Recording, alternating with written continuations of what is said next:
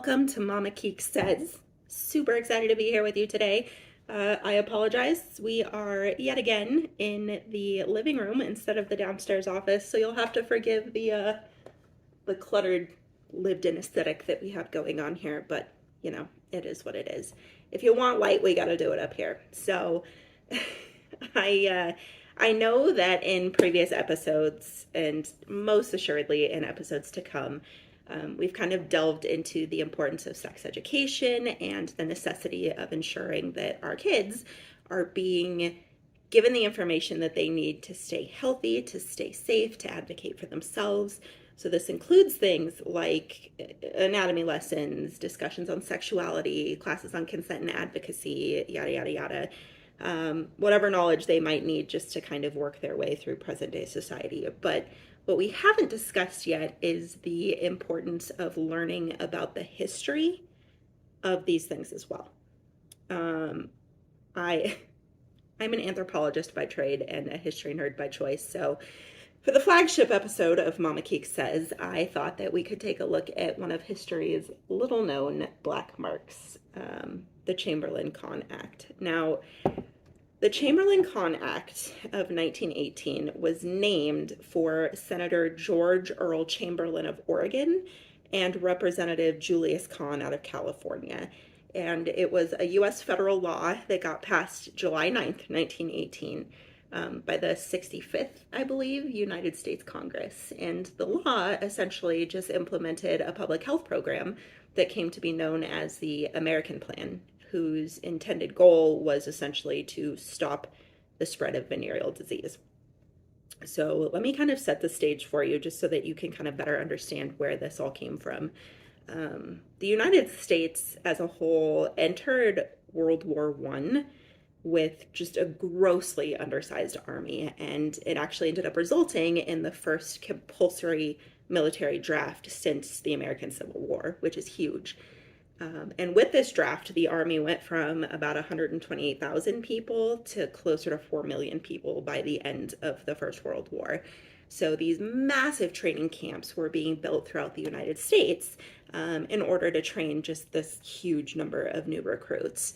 And these large isolated camps, by default, I think we can all agree, were populated predominantly by young men.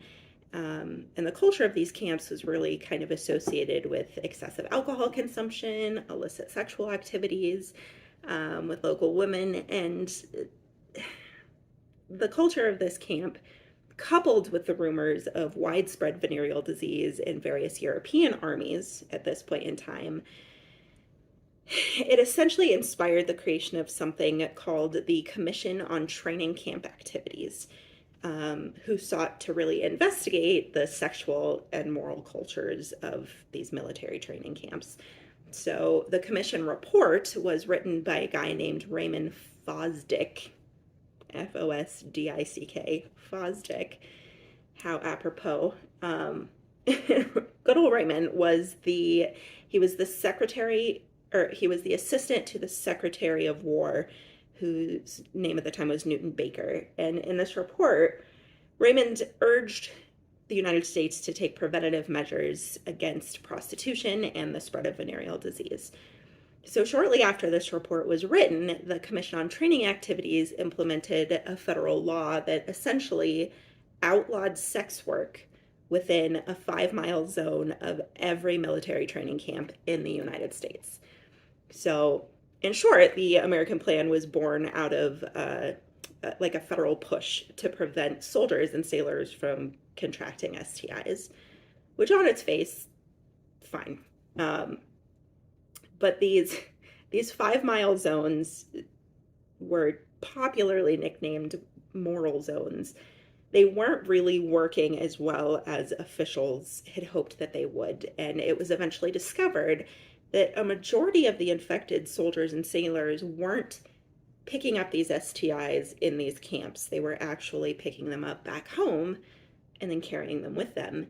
And secondly, they found that this initial assumption that these STIs were predominantly being spread by local sex workers was hugely false, and that a majority of the cases had just come from the day-to-day partners, things like girlfriends, wives, etc., that these men in uniform had taken before joining up or being recruited.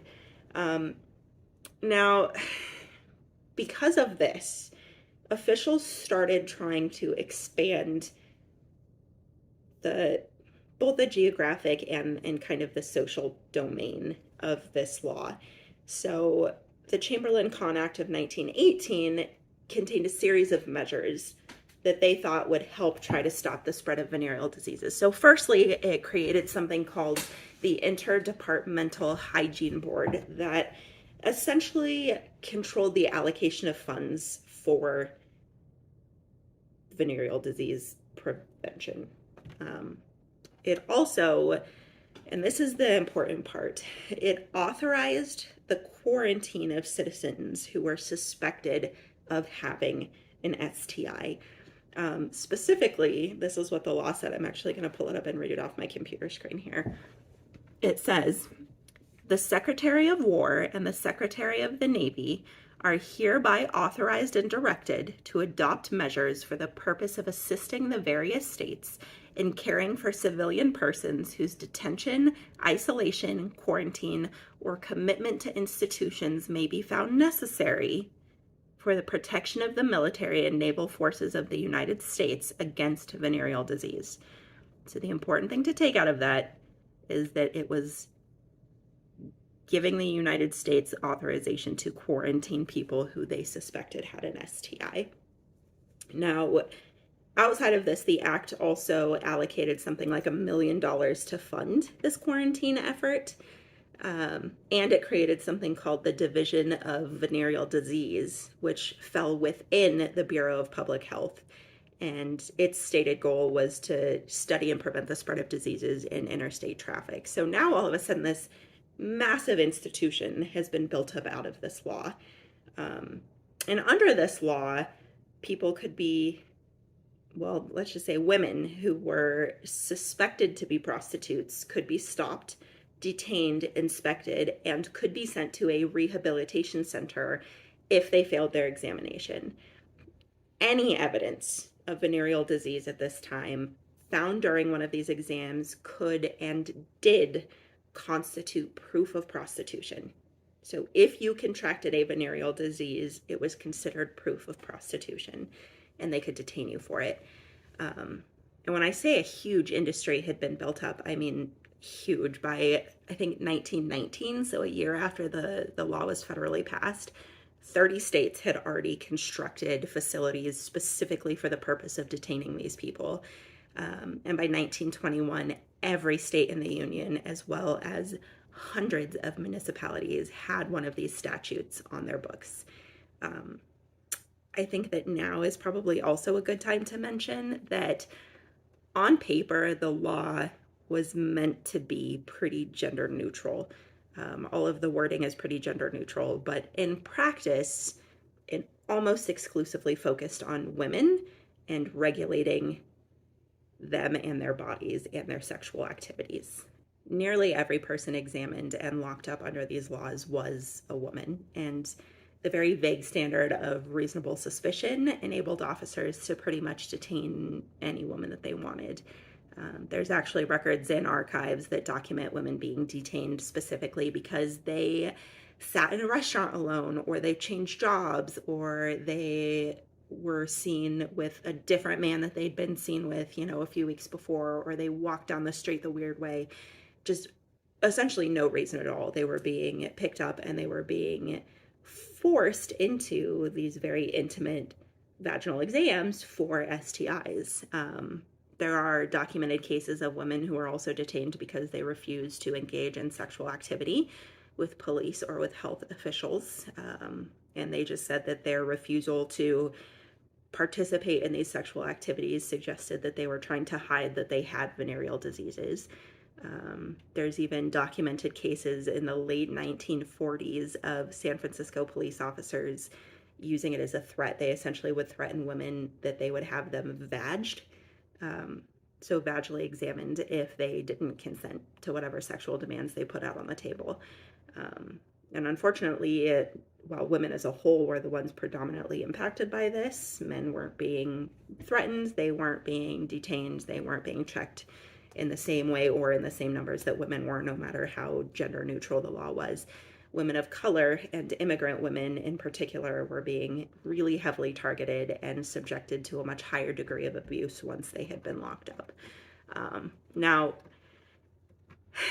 from the late 1910s, when the law was first in place, through about the 1950s, in some places even into the 1960s and 1970s, tens of thousands, maybe even hundreds of thousands of American women were detained and forcibly examined for STIs. And I really want you to pay attention to those numbers. Minimally the late 1910s through the 1950s, but in some places documented up through the 1970s. There are still people alive who were very much alive in the 1970s. And the documentation surrounding these things is pretty minimal in some places. It's just not a part of history that people really want to remember. Tens of thousands, potentially hundreds of thousands of women were detained and were forcibly examined for STIs. Now, if during these exams a woman tested positive, U.S. officials would lock them away in penal institutions, hospitals, or what they called colonies, farm colonies, with no due process.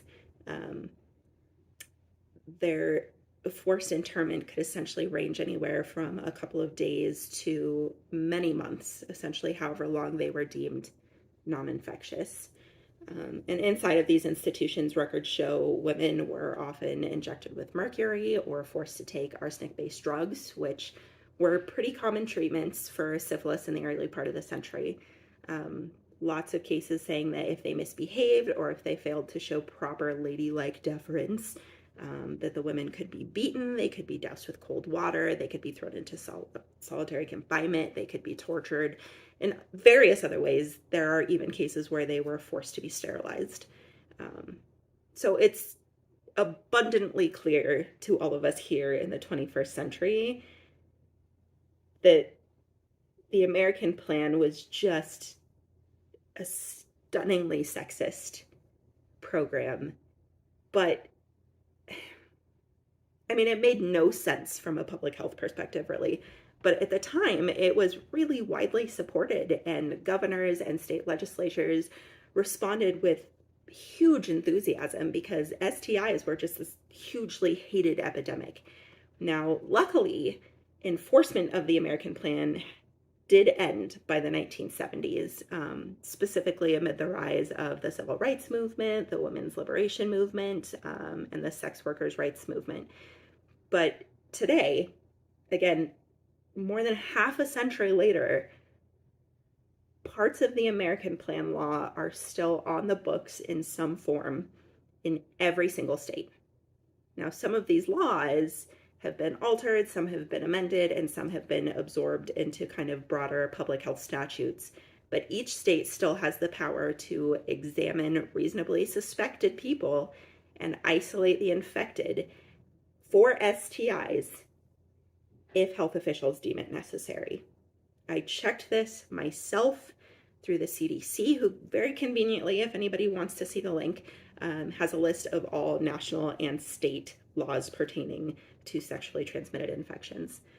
And in fairness, through a modern lens, I understand the importance of considering public health when it comes to infectious diseases. I absolutely do. And to my knowledge, abuse of any still existing laws that came out of the Chamberlain-Conn Act has yet to make the news.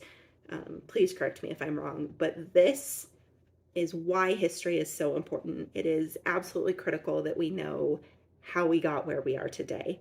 And we need to know what battles have been fought and how they've been won or why they've been lost. It is so important that we be aware of any legislation that has the potential to be abused or has the capability or capacity to overwhelm our right to due process.